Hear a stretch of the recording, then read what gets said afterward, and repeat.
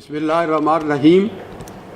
मोहतरम कासिम अली शाह साहब, अली अब्बास साहब, मुअज़्ज़ज़ ख़वातीन व हज़रात, मैं सबसे पहले अपने दिल की गहराइयों से कासिम अली शाह फाउंडेशन का शुक्रिया अदा करता हूँ कि उन्होंने मुझे ये मौका फ़राहम किया कि मैं आज जो अपनी मैंने किताब लिखी है उसके ऊपर कोई गुफ्तगू आपके साथ मैं कर सकूँ।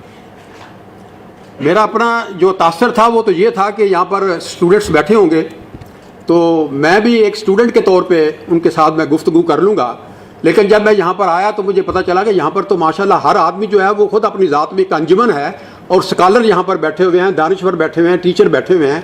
तो इसलिए मुझे थोड़ा सा कुछ महसूस हो रहा है कि शायद मैं कोई आज के इस लेक्चर के लिए आपके लिए शायद मैं मुनासिब नहीं हूँ, और कोई अलामा यहाँ पर कोई होता मेरी जगह पे, कोई स्कॉलर होता तो वो शायद बेहतर कोई इंसाफ आपसे कर सकता। तो मैं माज़रत चाहूँगा अगर आपको मेरी बातें जो हैं वो मेयार से ज़रा कम लगें तो मुझे उम्मीद है कि आप मुझे माफ़ फरमाएंगे, क्योंकि मुझे बताया भी ये गया था कि स्टूडेंट्स के साथ मैंने गुफ्तगू करनी है।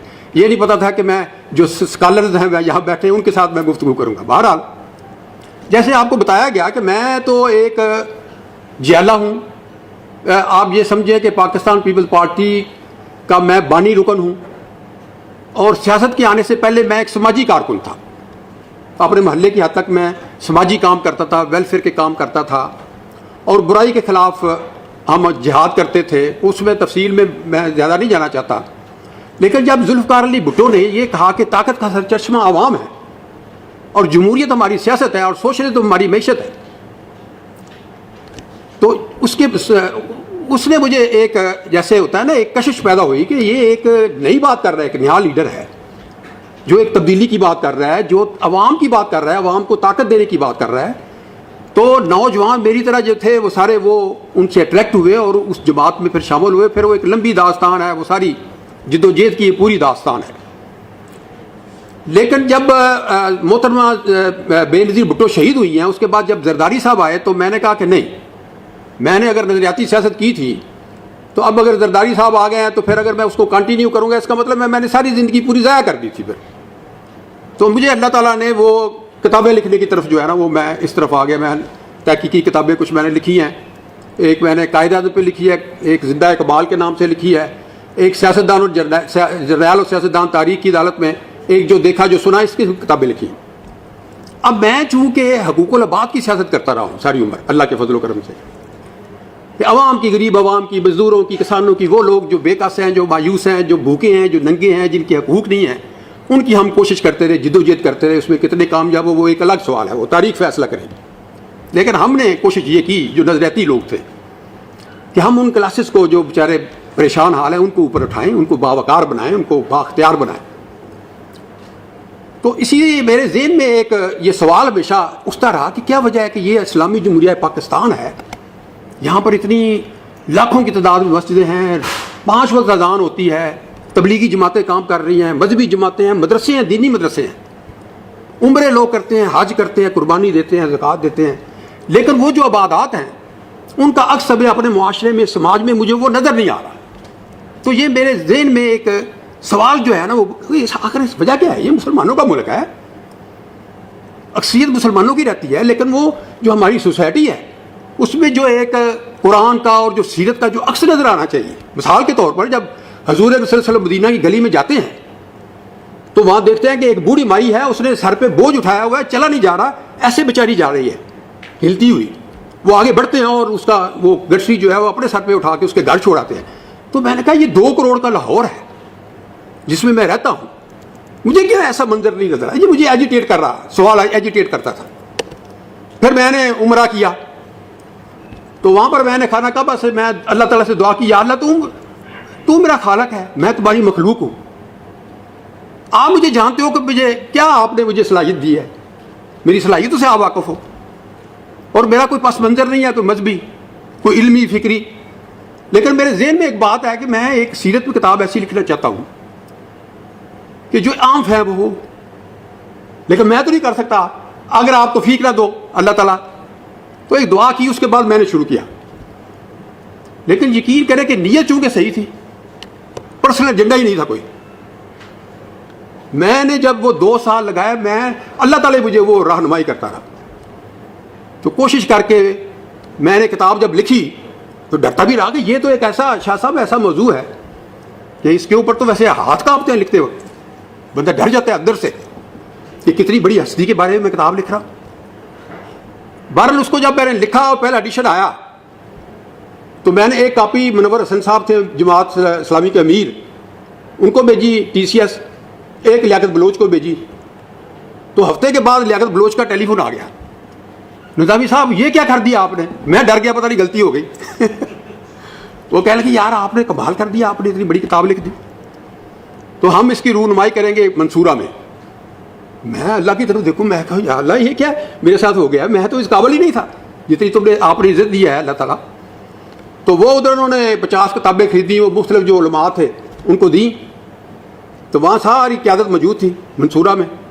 تو وہ شیعہ جو تھے وہ بھی، اور وہابی بھی، سنی بھی، سارے علماء جو ہیں وہ تعریفیں کر رہے ہیں کتاب کی، اور میری میں اللہ کی طرف دیکھا. تو یہ میں آپ کو بتاؤں کہ میں کچھ بھی نہیں ہوں. میں آپ کو یہ آپ کو میں صاحب اقرار کرتا ہوں آپ کے سامنے کہ نہ میرا کوئی علمی فکری پس منظر ہے، میرا سیاسی نیت میری ساری عمر ٹھیک رہی ہے اللہ تعالیٰ کے فضل و کرم سے. کوشش میں کی ہے میں نے کہ کوئی میں خدمت کروں. تو یہ اس کی ایک بیک گراؤنڈ ہے کتاب کی.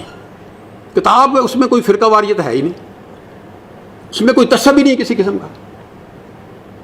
نیت جو کہ ایک نیت اگر آپ کی صحیح ہے، میں آپ کو بتاتا ہوں اللہ تعالیٰ برکت ڈالے ہی ڈالے. جیسے کتاب لکھ لی ہے، یعنی جو بھی پڑھتا ہے اتنی تعریفیں کرتے ہیں کہ میں بڑا عاجزی اور انکساری محسوس کرتا ہوں کہ یا اللہ تم نے مجھے یہ اعزاز دے دیا کہ اس کے قابل ہی نہیں تھا. میں اس اعزاز کے یقین کرو کہ میں تو اس قابل ہی نہیں تھا. لیکن اب میں گزارش یہ کرنا چاہتا ہوں، یہ تو ایک پس منظر ہو گیا کہ یہ دیکھیں ہم مسلمان ہیں، اللہ کو مانتے ہیں، اللہ کے رسول کو بھی مانتے ہیں.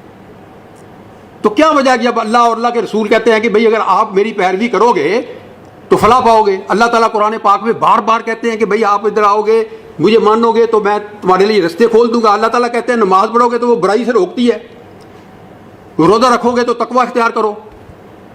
تو یہ دیکھیں کہ عبادات ہیں، لیکن ان عبادات کا کیوں وہ ہمارے معاشرے پہ اثر نہیں ہو رہا، یہ سوچ رہا. یہ شاہ صاحب آپ بلکہ اس کے اوپر آپ ماشاءاللہ دانشور ہیں، اس کے اوپر سوچیں. عبادات میں کمی نہیں ہے، لیکن ہمارا معاشرہ نیچے بیٹھ جائے. اب معاشرے میں جو برائیاں ہیں وہ آپ کے سامنے ہیں. یعنی وہ عدالتیں ماتم کر رہی ہیں، ٹاک شوز میں ماتم ہو رہے ہیں، کالم لکھیں پڑھیں تو کالموں میں ماتم ہوتا ہے. کوئی خیر کی خبر ہے نہیں، اور ہے جو اسلامی جمہوریہ پاکستان. تو میں یہ سمجھتا ہوں کہ ہم جو ہیں وہ اصل میں ایک مرکز سے ہٹے ہوئے لوگ ہیں. مرکز ہمارا تھے نبی اکرم صلی اللہ علیہ وسلم، ان کی ذات تھی، شخصیت تھی، ان سے ہم نے انسپریشن لینی تھی. مگر ہم روایات میں کھو گئے، جیسے علامہ اقبال کہتے ہیں کہ یہ امت روایات میں کھو گئی. رسم و رواج، روزہ بھی رکھتے ہیں رسم اور سمجھ کے، رواج سمجھ کے.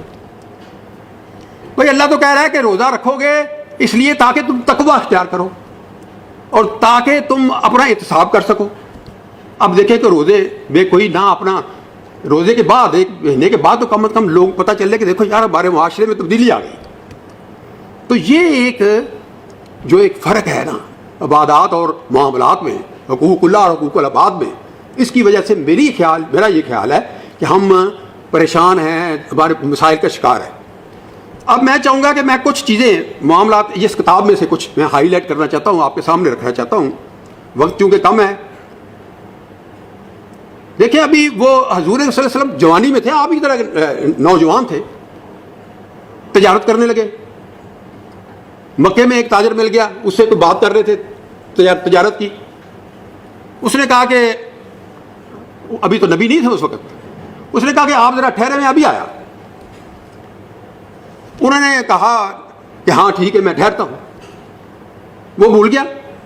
3 دن کے بعد آیا تو وہ ادھر اسی جگہ تھے حضور صلی اللہ علیہ وسلم. یعنی یہ وعدہ انہوں نے پورا کیا. ہمارے معاشرے میں کتنے لوگ ہیں مجھے بتائیں کہ جو وعدہ کرتے ہیں وہ پورا کرتے ہیں. پھر جب وہ ظہور نبوت ہوا، اللہ تعالیٰ نے حکم دیا کہ جاؤ بھائی اب اپنا مکے کے لوگوں کو دعوت دو. تو وہ پہاڑی پہ چڑھ گئے. وہ جو طریقہ تھا اس وقت رواج تھا، لوگوں عربی میں کہا لوگوں سارے اکٹھے ہو جاتے تھے. اکٹھے ہو گئے. انہوں نے کہا کہ دیکھو تم نے میرا بچپن دیکھا ہے، میری جوانی کے شب و روز دیکھے ہیں، میں نے تمہارے یہاں پر زندگی گزاری ہے اپنے شہر میں، تم مجھے جانتے ہو. میں اگر کہوں کہ پہاڑ کے پیچھے سے ایک فوج آ رہی ہے تم پہ حملہ کرو مانو گے؟ وہ سب نے ایڑیاں اٹھا کے کہا کہ آپ تو بڑے صادق ہیں, آپ امین ہیں.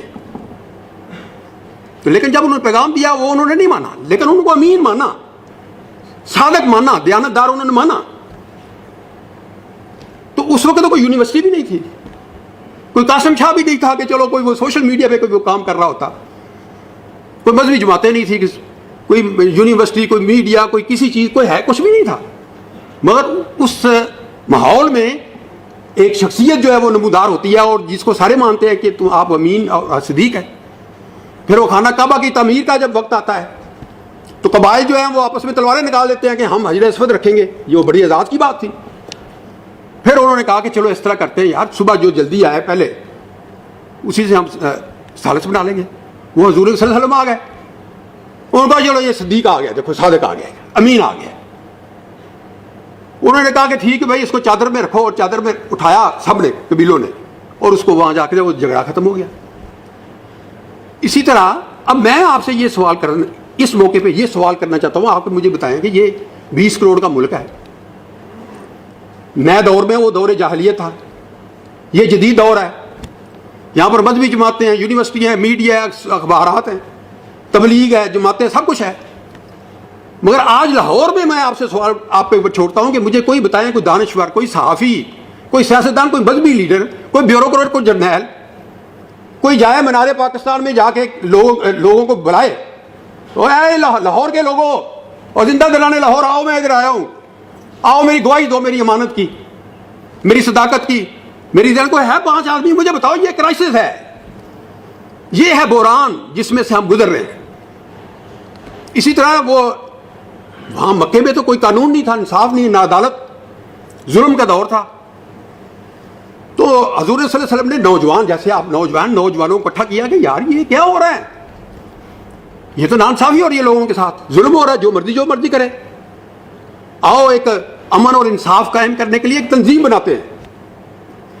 نبی نہیں بنے ابھی, انہوں نے ایک تنظیم بنائی جس کو حلف الفضول کہتے ہیں, کہ خانہ کعبہ میں حلف اٹھایا کہ بھائی جس کے ساتھ زیادتی ہوگی, ناانصافی ہوگی, یہ ہماری انجمن جو ہے نا یہ اس مظلوم کی مدد کرے گی. تو وہاں پر خانہ کعبہ کی زیارت کے لیے لوگ آتے تھے, تو ایک تاجر جو آیا اس کی بیٹی کو ایک سردار مکہ کا وہ اغوا کر لیا, وہ پہاڑی پہ چڑھ گیا, او مکہ کے لوگوں, میں تو زیارت کرنے آیا تھا خانہ کعبہ کی, میری بیٹی کو اغوا کر لیا تمہارے سردار نے. حضور اکرم صلی اللہ علیہ وسلم اور ان کے ساتھی انہوں نے اس کے گھر کا محاصرہ کیا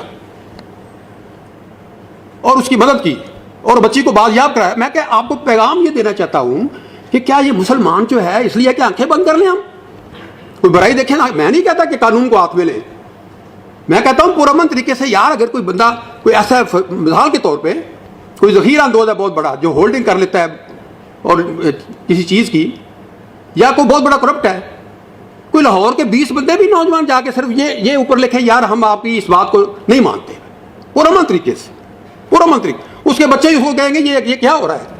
یعنی معاشرہ اتنا ہی نیچے بیٹھ کے ہمارا کہ کوئی بات کرنے کے لیے تیار نہیں. یہی قبولیت ہے, آنکھیں بند کر کے قبول, لیکن یہ ہمارے نبی کی یہ شان نہیں ہے, یہ نبی کا بنایا بتایا ہوا طریقہ نہیں ہے. اب میں یہاں پر حضور صلی اللہ علیہ وسلم کی شادی کی میں بات کرنا چاہتا ہوں کہ آپ سب جانتے ہیں, میں تو باتیں دہرا ہی رہا ہوں, کوئی نئی بات تو نہیں ہے. وہ مکہ کی سب سے بڑی تاجر تھی حضرت خدیجہ رضی اللہ تعالیٰ عنہ. تو حضور صلی اللہ علیہ وسلم ان کے ساتھ جاتے تھے, تو جب وہ جاتے تھے تو منافع زیادہ ہوتا تھا, دیانت, امانت اور دیانت, اس میں کچھ گڑبڑ نہیں ہوتی تھی. وہ بڑی متاثر ہوئی کہ اس دور میں, دور جاہلیہ میں, ایک بندہ ایسا ہے کہ یہ ٹیڈی پیسہ جو ہے وہ اپنی جیب میں نہیں ڈالتا, وہ سارا پیسہ مجھے دیتا ہے. بڑی متاثر ہوئی. تو ان کا ایک غلام تھا, ایک ان کی سہیلی تھی نفیسہ, اور ایک غلام تھا, اس کو دونوں کو پیغام دے کے بھیجا کہ بھائی میں آپ سے شادی کرنا چاہتی ہوں. حضور صلی اللہ علیہ وسلم وہ پریشان ہو گیا, کہنے لگے یہ مکے کی اتنی امیر خاتون ہے, معزز طاہرہ کے نام سے پہچانی جاتی تھی, اتنی پاک باز تھی کہ ان کو طاہرہ کہتے تھے. حضور صلی اللہ علیہ وسلم سوچ میں پڑ گئے کہ یہ کیا ہوا, میں تو یتیم آدمی بچہ ہوں, یتیم نوجوان ہوں, یہ. پھر خیر جا کے انہوں نے پوچھا تو انہوں نے کہا کہ ہاں میں نے پیغام بھیجا تھا. پھر وہ اپنے چچا ابو طالب کی طرف آئے. اب یہ آ گیا اخلاقیات, خاندانی تعلق. خاندان سے کٹے نہیں ہیں کیا خود ہی شادی کر لی. اپنے اپنے خاندان میں بات ڈسکس ہوئی, دونوں خاندانوں نے آپس میں ڈسکس کیا اور پھر وہ شادی ہو گئی. اس میں یہاں پر کچھ میری بیٹیاں بیٹھی ہیں, کچھ میں آپ کو تھوڑا سا یہ بھی ضرور بتانا چاہتا ہوں کہ یہ جو خواتین کا جو ہے مقام, اس کو ہم نے پہچانا ہی نہیں ہے اسلام نے. یعنی طالبان جو ہیں وہ جو خواتین کے اسکول ہیں ان کو تباہ کرتے ہیں, کہتے ہیں جی یہ خواتین تعلیمی حاصل نہ کریں. اور بھائی خدا کے بندو, بھائی یہ تو بتاؤ کہ کوئی رسول صلی اللہ علیہ وسلم کی زندگی کا واقعہ بتا دو, کوئی قرآن مجید کی کوئی آیات بتاؤ, وہ ادھر آتے نہیں ہیں. تو میں آپ کو یہ بتانا چاہتا ہوں کہ خواتین کا مقام کیا ہے, کہ جو پہلی شہید ہے اسلام کی, پہلی شاہ صاحب پہلی شہید, اس کا نام تھا سمیہ, ابو جیل کی کنیز تھی, اور اسلام قبول کیا. وہ ابو جیل نے اسے کہا کہ یہ تم نے اپنے باپ دادا کا دین چھوڑ دیا, ختم کرو اس کو, واپس آؤ. اس نے کہا کہ یہ کلمہ ہے, کلمہ جب جسم کے اندر جاتا ہے تو روح کا حصہ بن جاتا ہے, اس کو اگر باہر نکالنا ہے تو پھر وہ تمہیں میری جان لینی پڑے گی. خانہ کعبہ کے پاس لے گیا اور وہ خنجر مارا اس کے سینے میں, اس کو شہید کر دیا. تو پہلی شہید خاتون, جس کو ہم کہتے ہیں وہ گھروں میں بند ہو جائے چار دیواری میں, پہلی ایمان لانے والی خاتون حضرت خدیجہ. مقام دیکھے عورتوں کا.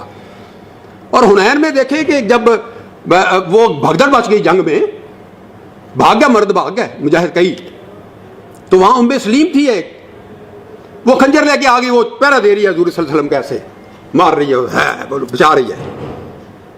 مطلب یہ ہے. اور پھر حضرت خدیجہ جب انہوں نے اسلام قبول کیا تو اب اوپر سے وہی آ رہی ہے, وہ کہہ رہے ہیں بھائی فی سبیل اللہ خرچ کرو, فی سبیل اللہ خرچ کرو. کوئی قرآن کی آیت مجھے ایسی دکھا دے جس میں ہو کہ جمع کرو, کوئی ایک بھی نہیں ہے. اور سینکڑوں ایسے ہیں کہ وہ فی سبیل اللہ خرچ کرو. اور وہ لوگوں نے پوچھا جی ہم ہر روز آپ کہتے ہیں فی سبیل اللہ, کیا خرچ کریں؟ حضور صلی اللہ علیہ وسلم کو پتہ ہی نہ تھا, سوال کا جواب نہیں تھا. وہ انتظار کرتے تھے وہی کا جس کا پتہ نہیں ہوتا تھا. تو وہی آئی, بھائی جو حضور سے زیادہ خرچ کر دو. حضرت خدیجہ نے سارا مال خرچ کر دیا, اور جب وہ رحلت فرمائی انہوں نے تو کوئی کفن کے لیے پیسے نہیں تھے. یعنی خواتین نے شاہ صاحب جانی مالی دونوں قربانیاں دی ہیں اسلام کے لیے ابتدا میں, اور ان کو ہم مقام دینے کے لیے تیار نہیں ہیں. تو یہ میں چاہتا تھا کہ ضرور آپ کے ذہن میں یہ چیزیں ہونی چاہیے. اور اس کے علاوہ ایک دیکھیں بڑی زبردست مثال ہے کہ حج کے ارکان میں جب تک آپ 7 چکر نہ لگائیں صفا مروہ کے, آپ کا حج ہی مکمل نہیں. بنیادی رکن ہے. اور وہ کس چیز کی علامت ہے؟ ہاجرہ بی بی, حضرت ابراہیم چھوڑ گیا ان کو, تو وہ بچے کو پیاس لگی, وہ ماں تھی, وہ صفا مروہ کے درمیان 7 چکر لگائے. لو اللہ کو یہ عادت ادا پسند آ گئی خاتون کی. انہوں نے کہا کہ یہ حج کا رکن ہوگی اور قیامت تک یہ رکن رہے گا, وہ حج اس کے بغیر مکمل نہیں ہو سکتا. یہ خاتون کی اتنی عزت. اب نوجوان جو مرد ہے وہ کہیں گے یہ خاتونوں کی طرف چلا گیا ہے, تو اب اس کو واپس لاؤ. اب میں واپس آتا ہوں. بہرحال ایک دیکھیں جی, جو ہم نوکروں سے سلوک کرتے ہیں, خادموں سے, نوکروں سے, گھر والے کام کرنے, ان کو ہم انسان ہی نہیں سمجھتے. حضرت خدیجہ نے ایک غلام, اس وقت غلام تھے, ایک غلام گفٹ کیا حضور صلی اللہ علیہ وسلم کو. زید بن حارثہ اس کا نام تھا. اس کے باپ کو پتا چلا کہ میرا بیٹا تو مکہ میں ہے. وہ آ گیا حضور صلی اللہ علیہ وسلم کے پاس, وہ کہنے لگا جی یہ تو میرا بیٹا, میں لینے آیا ہوں. ہاں بالکل لے جا سکتے ہو, تمہارا بیٹا, میرا اس میں اختیار ہی نہیں. وہ بیٹا کہتا ہے میں تو ابا آپ کے ساتھ جاؤں گا نہیں, میں تو ان کے ساتھ رہوں گا. باپ سے زیادہ پیار دیا ہے انہوں نے مجھے. اس کے بعد کیا کیا حضور صلی اللہ علیہ وسلم نے؟ خانہ کعبہ چلے گئے, اعلان کیا کہ میں آج سے اس کو آزاد کرتا ہوں, غلامی سے آزاد کیا. نہ صرف آزاد کیا بلکہ اڈاپٹ کیا, اپنا بیٹا بنا لیا, اور اس کا رشتہ بھیجا اپنی پھوپھی حضرت زینب کے گھر. انہوں نے کہا ہم قریش, یہ غلام, یا رسول اللہ یہ کیسے؟ حضور صلی اللہ علیہ وسلم تھوڑے سے وہ سوچنے شروع کر دیا انہوں نے. اوپر سے وہی آ گئی اللہ تعالیٰ کی کہ جو اللہ کا رسول کہے وہ آخری ہے, وہی ہوگا جو اللہ کا رسول کہے گا. وہ شادی ادھر ہوئی. اس کا بیٹا تھا اسامہ. جب اس کو اسلامی لشکر کا آخری دنوں میں سپہ سالار بنایا تو صحابہ کرام نے کہا یا رسول اللہ یہ تو غلام ہے, غلام کا بیٹا ہے. انہوں نے کہا آپ اس کے باپ کے بارے میں بھی یہی کہتے تھے, آپ اس کے بارے میں یہ کہتے تھے. اور بھائی اسلام میں نہ کوئی آقا ہے نہ غلام ہے, سب انسان ہیں, مسلمان ہیں, برابر ہیں. جب ٹائم ہو تو مجھے بتا دیں ذرا کتنے منٹ رہ گئے. 10 منٹ اور. ایک چیز میں جو ہے نا وہ آپ کے سامنے رکھنا چاہوں, برداشت. یہ ہمارا بہت بڑا ایشو ہے. برداشت نہیں ہے. یہ جو کچھ ہو رہا ہے یہ عدم برداشت کی وجہ سے ہو رہا ہے. بھائی میں آپ سے کہتا ہوں خدا کے لیے حضور صلی اللہ علیہ وسلم کی کوئی زندگی تو پڑھ لو یار. تاج میں پتھر لگ رہے, لہو لہان ہو گئے, برداشت. مکے میں تکلیفیں, برداشت. اوف تک نہیں کی, کسی کو اوف نہیں کہا, آواز زور سے نہیں نکالی انہوں نے. ایک یہودی آ گیا جس سے قرضہ لیا ہوا تھا انہوں نے حضور صلی اللہ علیہ وسلم نے, اس نے چادر کو کھینچا ایسے. حضرت عمر رضی اللہ تعالیٰ عنہ جو بڑے جذباتی تھے وہ تلوار نکال لی, کہنے لگے مجھے حکم کریں میں اس کی گردن اڑا دوں. حضور صلی اللہ علیہ وسلم نے کہا کہ دیکھو عمر تم کیا کہہ رہے ہو یار, ہم مسلمان ہیں, مجھے یہ کہو کہ جی اس کا قرض جو ہے وہ اچھے طریقے سے ادا کرو. اور اس یہودی کو کہو گے تم آپ اچھے طریقے سے مانگو یار, اچھے الفاظ استعمال کرو, مناسب طریقے سے مانگو. اب جب وہ یہودی نے یہ بات سنی تو اس نے کیا کہا, یہ ہے وہ سخن دل نواز جان پر سوز, نگاہ بلند سخن دل نواز جان پر سوز, یہی ہے رکھتے سفر میرے کارواں کے لیے. وہ یہودی یہ بات سن کے وہ کیا کہتا ہے, یہ سننے والی بات ہے جو اس نے جواب دیا, اس نے دیکھا یہ ایٹیچیوڈ, اس کو کہتے ہیں ایٹیچیوڈ, بیہیویئر دیکھ کے وہ یہودی کیا کہتا ہے, اے محمد صلی اللہ علیہ وسلم اس ذات کی قسم جس نے آپ کو حق کے ساتھ نواز کا مبعوث فرمایا, میں اپنا قرضہ واپس لینے نہیں آیا, آپ کے اخلاق کا امتحان لینے آیا ہوں. میں گواہی دیتا ہوں کہ آپ اللہ کے رسول ہیں, میں اپنا قرض مسلمانوں پر صدقہ و خیرات کرتا ہوں. تو میں آج آپ کو صرف سمجھانا یہ چاہتا ہوں. اب میرے پاس تو بہت سی چیزیں ایسی ہیں جو میں آپ کو بتاؤں, یہ تو ختم ہونے والی بات نہیں ہے کیونکہ ٹائم بہت کم ہے. تو میں آپ سے یہ گزارش کرتا ہوں, آپ دیکھیں ہمسایوں کے بارے میں, آپ دیکھیں کیا انہوں نے کہا. ہمسایوں کے بارے میں کہتے ہیں بیمار ہو جائے تو اس کی عیادت کرو, فوت ہو جائے جنازے میں شامل ہو جاؤ, قرض مانگے بشرط استطاعت دو, اس کی برائی پہ پردہ ڈالو, اگر کوئی نفع اس کو ہوتا ہے یا نعمت ملتی ہے تو اس کو مبارکباد دینے جاؤ, حسد نہ کرو, صدمہ پہنچے تو اس کی تعزیت کرو, اپنی عمارت اس کی عمارت سے اتنی اونچی نہ کرو کہ ہوا بند ہو جائے اس کی. مجھے بتاؤ لاہور میں کون عمل کر رہا ہے اس پہ, یہ سیرت میں کوئی کر رہا ہے عمل؟ اور گھر میں اچھا کھانا پکاؤ تو اس کی مہک جو ہے خوشبو وہ ہمسایہ کے گھر پہ نہ جانے دو. اگر ایسا نہیں کر سکتے تو یار پھر اس کو تھوڑا سا کھانا ہی بھیج دو. کوئی فروٹ لے کے آتے ہو تو لفافے میں بند کر کے لاؤ, کوئی دیکھے نا ہمسایہ, اور بچے کو منع کرو کہ آپ وہ فروٹ لے کے باہر نہ جائے. ایک بچہ جو ہے وہ رو رہا تھا مدینے کی گلی میں, حضور صلی اللہ علیہ وسلم نے پوچھا بیٹا کیوں روتے ہو؟ کہنے لگا یا رسول اللہ نہ میری ماں ہے نہ میرا باپ ہے. انہوں نے کہا کہ بھائی اچھا آج سے میں تمہارا باپ ہوں اور حضرت عائشہ رضی اللہ عنہا تمہاری ماں ہے. مقصد یہ ہے کہ میں کوشش یہ کر رہا ہوں آپ کو سمجھانے کی کہ یہ چیزیں ہم بھولے ہوئے ہیں. ہم روزے رکھتے ہیں لیکن وہ تقوی اختیار نہیں کرتے, احتساب ہم نہیں کرتے. یعنی اس لیے ہم روزے رکھ رہے ہیں کہ ہمارے والدین رکھتے تھے, ایک روایت سمجھ کے, ایک رسم سمجھ کے. تو اس کی طرف آپ ذرا مہربانی کریں. تو جو آخر میں اچھا ایک جو میں برداشت کی بات کر رہا تھا کہ ابو سفیان کو نہ صرف معاف کیا بلکہ اس کے گھر کو پناہ گراں بنا دیا, اور ان کی بیوی جو ہندہ تھی میرا خیال, ہاں, اس نے ان کے چچا حمزہ کا وہ کلیجہ چبایا تھا, اس کو بھی معاف کر دیا. تو ایک مفکر ہے کوئی میرا خیال شاہ صاحب جیسا ہوگا, اس نے ایک بڑا اچھا قول بیان کیا ہے. وہ کہتا ہے جب انسان میچور ہو جائے گا, پوری طرح بالغ ہو جائے گا, تو وہ ایک کتاب لکھے گا, اس کا نام یہ لکھے گا کرائمز آف ہیومینٹی. اور کہتا ہے وہ قبول کرے گا کہ سب سے بڑا کرائم جو تھا وہ انٹالرنس, عدم برداشت انسانی. یہ عدم برداشت کو آپ ختم کریں گے یعنی معاشرہ آپ کا ٹھیک ہی نہیں, انتہا پسندی کی طرف جائیں گے. اعتدال ہونا چاہیے, برداشت ہونا چاہیے, معافی مانگو, معاف کرنا سیکھو, معافی مانگنا سیکھو. تو یہ میں آپ کے ذمہ آپ کو یہ میں باتیں بتانا چاہتا ہوں. آخری بات ایک میں بتا کے میں اپنی بات کو ختم کرتا ہوں.